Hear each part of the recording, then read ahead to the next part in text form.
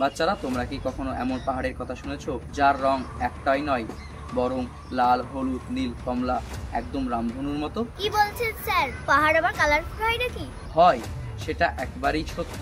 এই জায়গার নাম ঝাঙ্গিয়া ন্যান্সিয়া, যা আছে চীনে। এটিকে সবাই বলে রেনবো মাউন্টেন। পাহাড়গুলো কালারফুল হলো কিভাবে? কেউ কি রং করেছে? না, এই রঙের রহস্য প্রকৃতি নিজেই তৈরি করে। প্রায় 2 কোটি বছর আগে থেকে বালু ও খনিজের স্তরগুলি একটার উপর একটা চেপে পাথরে পরিণত হয়। তারপর বাতাস, বৃষ্টি আর সময়ের প্রভাবে সেগুলি রঙিন হয়ে পড়ে। তারপর সূর্যের আলো পড়লেই পাহাড়ের রং বদলাতে থাকে। মানে স্যার, সকালে একরকম, তাহলে আর এক রকম দেখা যায়? একদম তাই। কখনো লাল, কখনো হলুদ, কখনো আবার লালচে কমলা। প্রকৃতি নিজেই এর রং বদলাতে থাকে। বাহ, তাহলে তো এটা জানো মরুভূমির ভিতরে একটা রংধনু পাহাড়। একদম ঠিক। এই জায়গায় প্রমাণ করে প্রকৃতি কখনো কখনো কল্পনার থেকেও বেশি সুন্দর।